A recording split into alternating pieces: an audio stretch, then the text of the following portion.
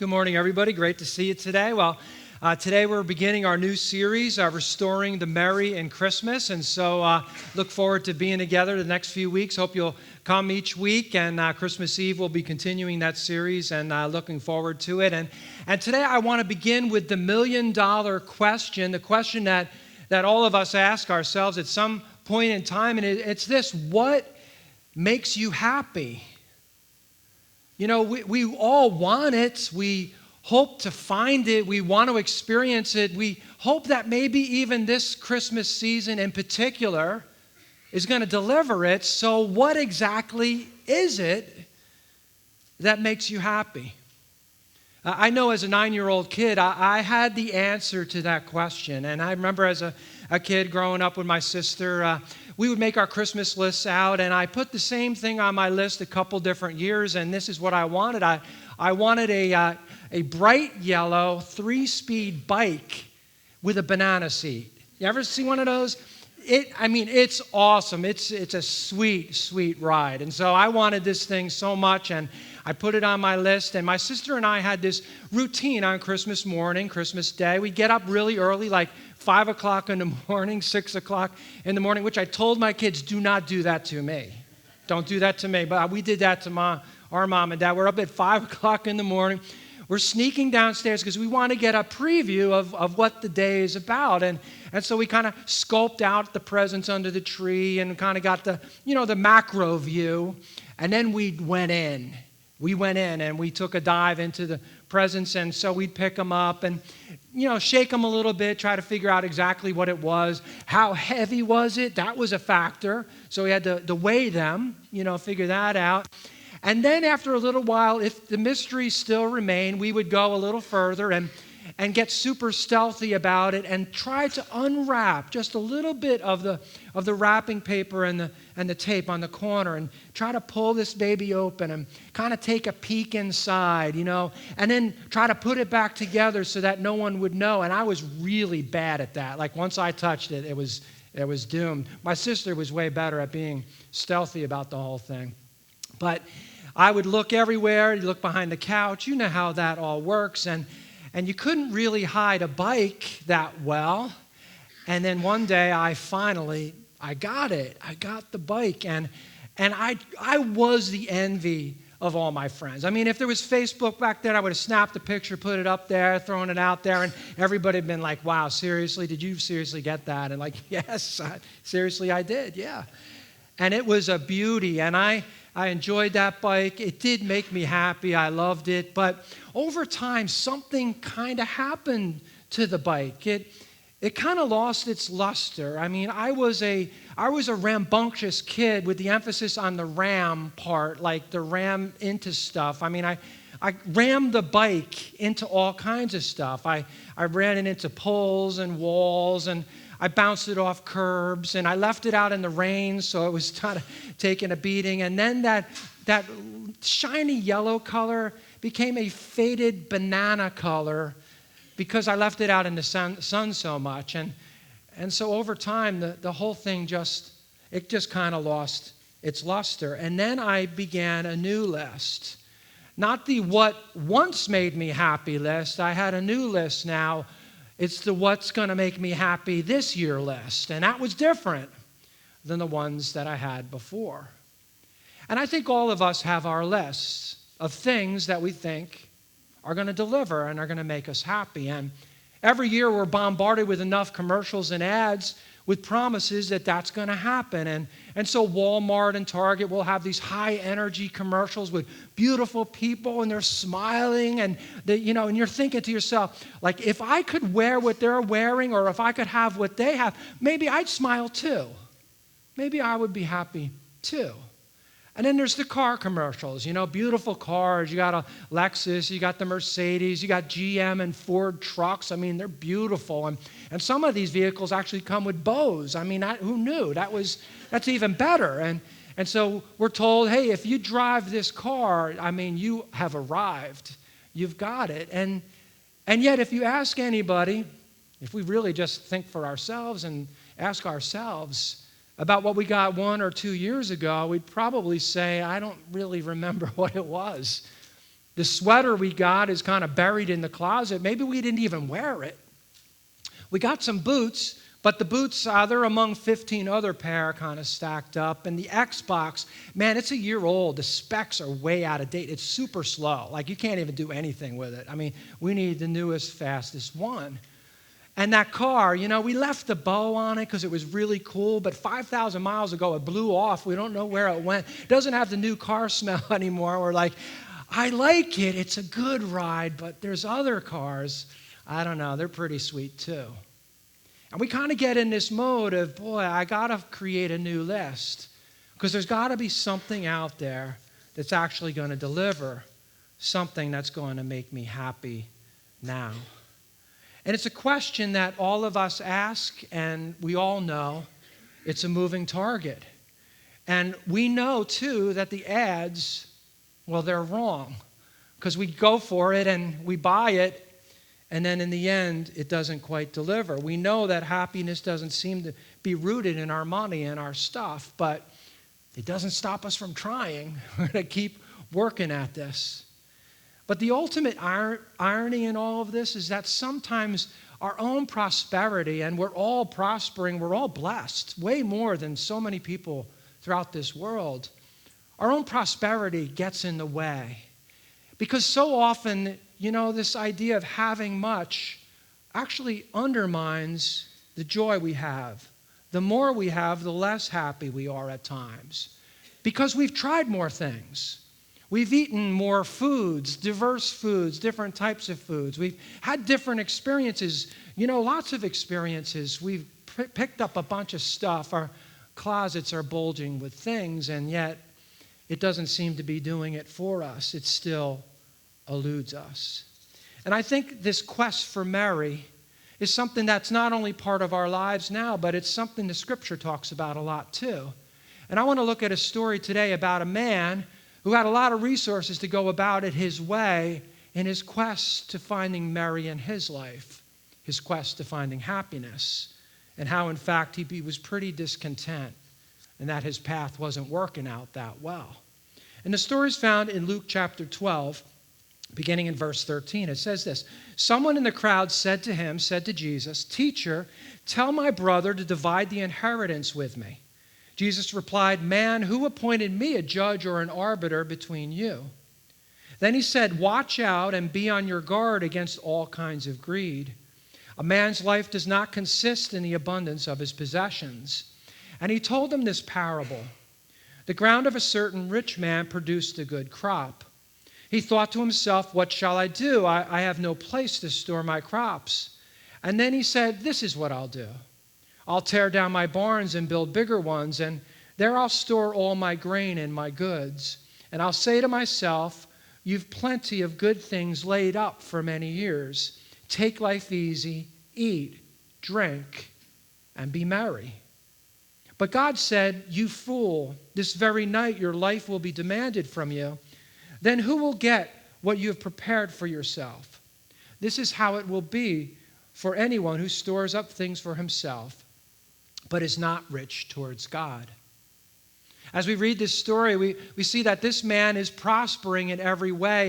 His business, his enterprise is expanding. His net worth is exploding. And a lot of good things are happening for him. And he's in this situation where on the surface, you could maybe look at the man and come to the conclusion that, wow, the business dynamics are favorable. And he's just simply harnessing those dynamics. He's simply being a steward of the opportunity that he's had. So he's building bigger barns and bigger barns. But Jesus always looks beyond the surface. He looks to the soul. He looks within us, and he actually knows what's going on. And he realized that this man actually has something else in play. That deep down there's a philosophy of life that's guarding his decisions, that's guiding his actions, that is unwittingly undermining his own joy, that is actually undermining his own happiness, stealing the merry right out from under him. And before we get too harsh on this guy, we kind of read the story and say, man, you kind of screwed up. Like, why did you mess that up so bad? And it's easy to look at him and point and say, man, you shouldn't have kind of lived that way with that philosophy. And I think we have to be careful, though, because before we go too far with it, I think we have to look at the man's end game here. What was his end goal?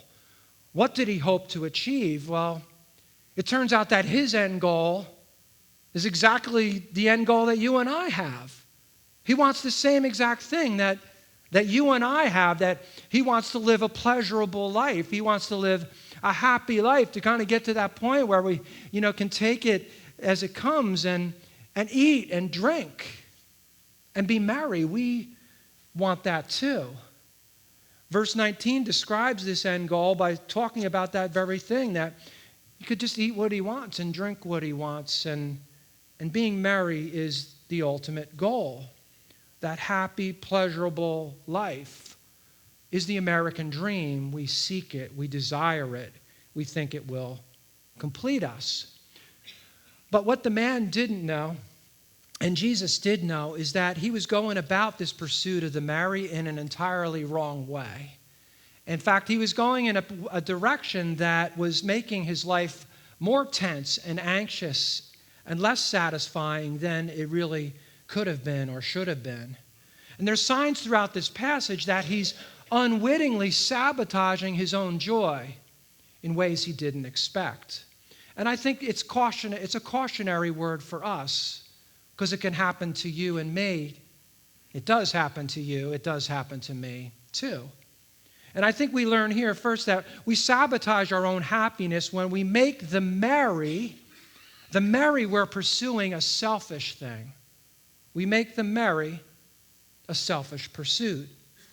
In this story, we get a glimpse of this man's spiritual state and philosophy of life. We kind of get a sense of his thought processes, like what's driving him toward this goal? What is leading him forward? What is informing his actions? What values are deeply inculcated in his heart, deeply embedded in his soul, and animating his actions going forward, driving his business forward? What are the things that drive him? And we see right off the bat in the Greek that 8 different times the word I is used in this passage. The word I. And 4 different times he uses the word my. He says this in verse 17. He thought to himself, what should I do? I have my crops. I'll do it. I'll tear down my barns. I'll store my grain and my goods. I'll say to myself, I have plenty. It turns out the man had a philosophy of life that squarely put him at the center of it all. That he was basically the center of the universe. He was the dictator, the guide, the one through which everything flowed. All that he had was because of him. He built his life around himself. What he wanted, what he achieved, what he hoped to do, the pleasures he hoped to embrace. It was ultimately about himself.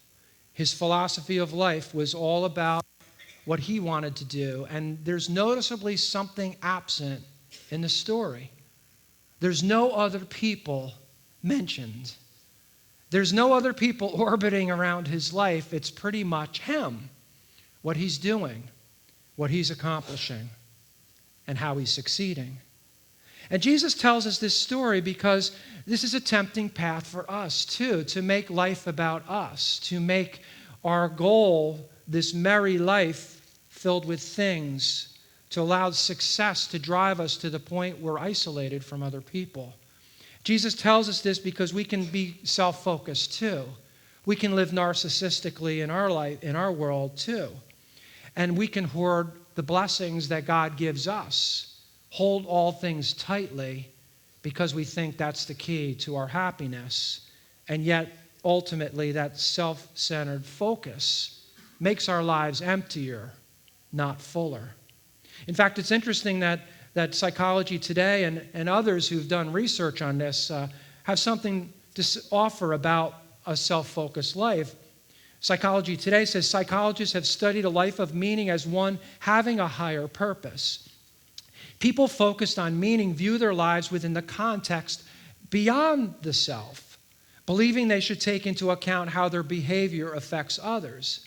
They think a lot about what life means and how they fit into the big picture. They feel what they do matters to society. Research suggests that people focused on meaning are likely to enjoy greater life satisfaction and greater psychological well-being. Here we have a picture of a man, a rich man, who basically isn't thinking of the other. He's not thinking beyond his own orbit of self. He is wrapped up in his own endeavors. He doesn't see the big picture of what God's doing in this world or other people that surround him. He doesn't find himself considering the matters of society. He doesn't think too much about how his behavior affects others. And as a result, he can't view life beyond the lens of self, and he's not finding the life satisfaction, the psychological well-being he should. It turns out a life centered on self is actually pretty unsatisfying. It doesn't lead to the happiness. It isolates us. We try to protect our stuff, and we're isolated more. We actually can sabotage our own happiness by focusing just on ourselves. We also sabotage our happiness when we make the merry a godless pursuit. We sabotage our own happiness when we make this journey towards the merry a godless pursuit. And that's another factor in this story, that there's no mention at all of God. He's nowhere to be found. He's not even in the calculus of this man's success. He's not someone to be considered in this, or to even ask, hey, is there a bigger picture of what God's doing in this world? He doesn't attribute his prosperity to anything but his own smarts and efforts, and he just happens to be lucky. But in fact, God is the one who gave him his brain, gave him his ability, gave him his talents, gave him his drive, gave him his temperament, gave him the tenacity he needed not to give up when maybe those barns were difficult to build. He had business skills and acumen that were not accidental. But in this story, this man doesn't see it that way. He takes all the credit for all that he has. And Jesus here looks at him and sees that pride, and he realizes and says that this man is making a really big mistake. He actually calls him a fool. He's a fool. It says, this very night your life will be demanded from you, and then who will get all that's prepared for you? In other words, Jesus is the one who's deciding his level of prosperity, his level of blessing, but he doesn't see it. He doesn't see that at all. And even though right now he doesn't see it, Jesus is saying the day is going to come when it's all taken away. You won't be here anymore. You won't be making any more decisions. You won't be managing the business. You won't decide whether to build the barn or what it should look like or how it's fashioned. No, other people will do that. You'll be gone.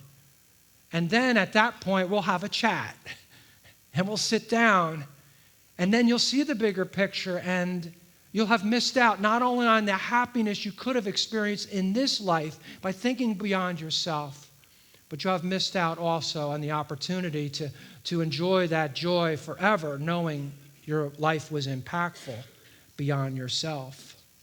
Jesus here wants us to have that willingness to live a life of gratitude. And it's interesting that you take God out of the equation, you take gratitude out of the equation to what God has enabled to happen, even the opportunity, the fleeting opportunity to make those decisions will be gone too. And when you take God out of the equation, gratitude goes quickly too. And when gratitude goes, so does generosity. They're linked. This man was unwilling to see his success as coming from God and learned too late that life wasn't really about the pursuit of his pleasures. Like life was a playground to do his thing and have his fun. There was much more in play. He was supposed to be generous, to consider the other, even generous towards God. Verse 21 says, this is how it will be with anyone who stores up things for himself but is not rich towards God. There's no otherness, no other people. There's no otherness. There's no God in the calculus. And as a result, Mary was all about his own individual pursuit. And he never considered generosity. He never considered giving because, well, he had bills to pay. He had a business to run. He had investments to make. He had debt to reduce. I can't be generous. I got all those things. It was all about him. I'm not managing any resources. They're mine. I did it all. But what is the outcome of a person who holds all things tightly, who doesn't practice that generosity? One researcher, quoting a Harvard Business Review, says this: research studies in recent decades show that amassing wealth and riches leads to a sense of isolation and loneliness because wealthy people feel they do not need others. According to the Harvard Business Review, wealth is more likely to make people less generous because we have more. We've got to protect it. We've got to hold on to it. We unwittingly begin to hold it very tightly. And this affects our happiness quotient because when we take God out of the picture, we don't practice the radical generosity that changes us and changes the world. And it must have been very frustrating to this man, the rich man, because it's interesting to follow the progression of the story.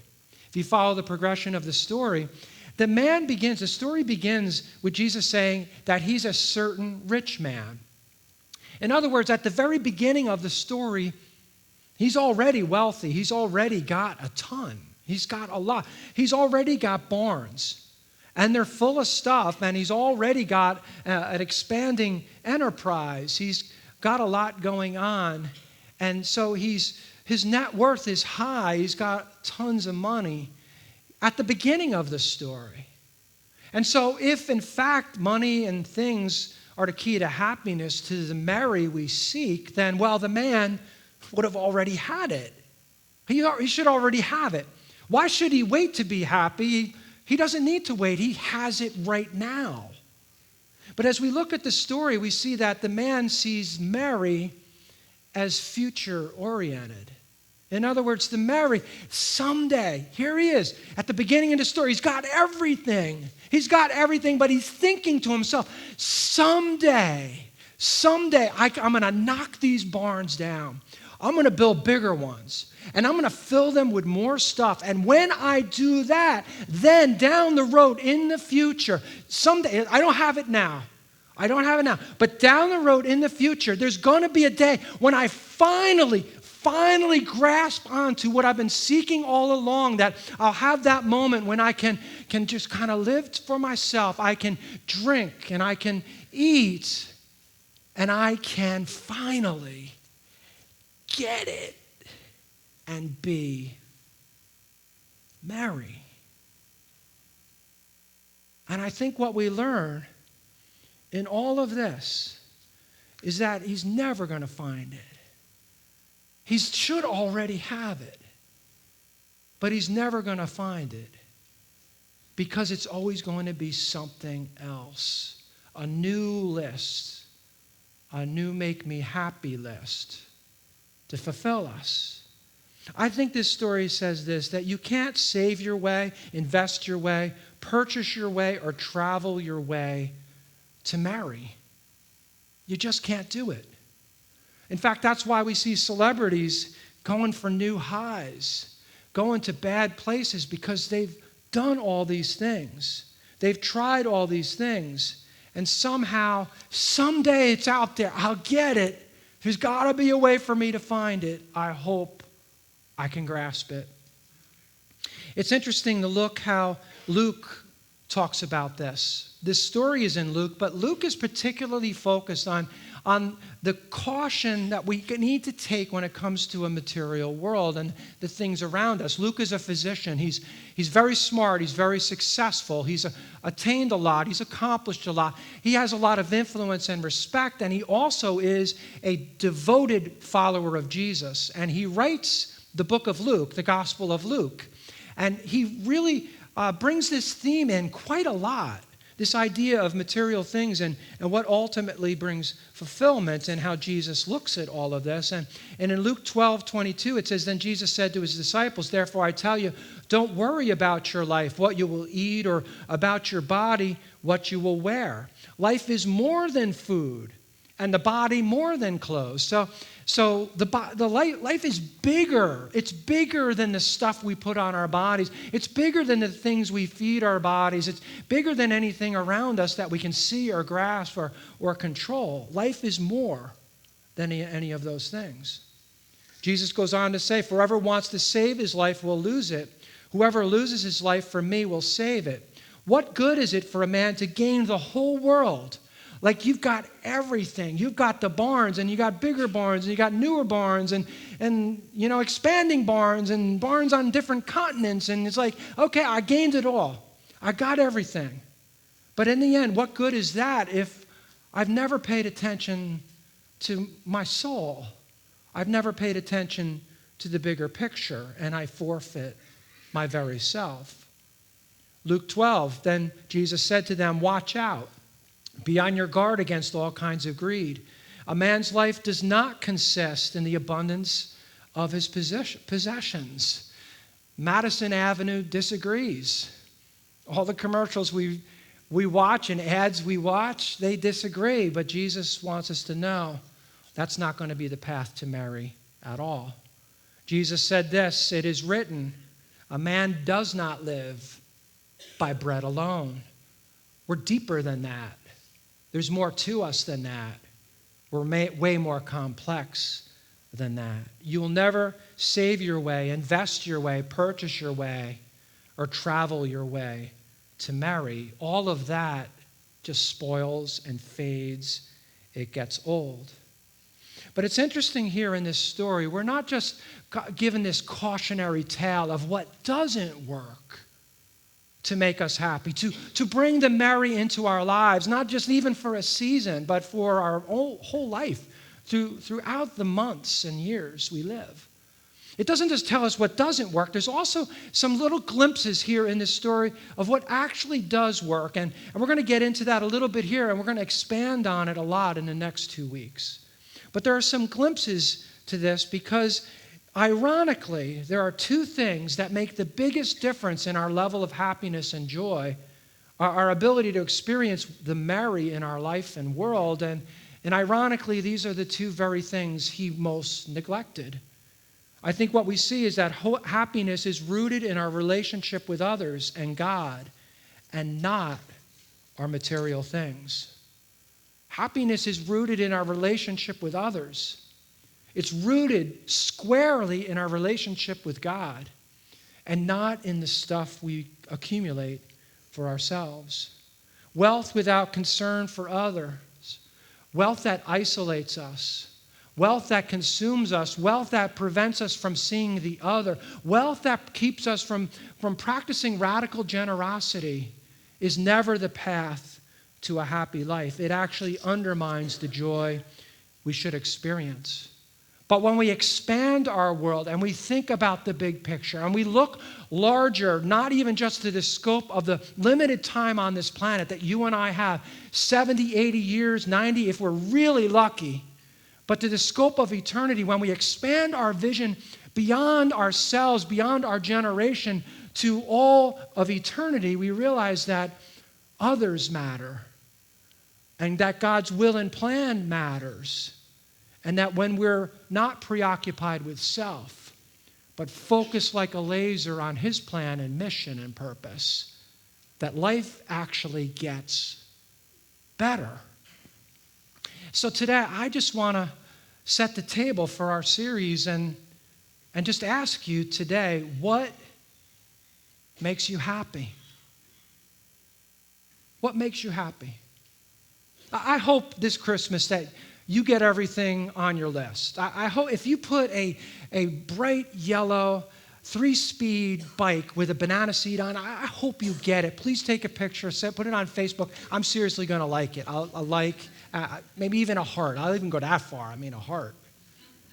I hope you get everything on your list, but I hope much, much more you'll get something deeper, more profound, and more lasting. That you'll kind of reach that point where you'll see that Jesus' words are way more profound than the cultural view of our day. That the starting point for a truly joyful life is recognizing the limits of our material world expanding our vision to see other people around us, and buying into wholeheartedly this mission God has for us to radically change this world for Him. Today, that's the path that God has for us. The rich man could have been merry, but he learned too late that he'd chosen the wrong direction. But with God's help, you and I, we can set this course straight. We can restore the merry in our Christmas. We can restore the merry in our lives. Let's pray.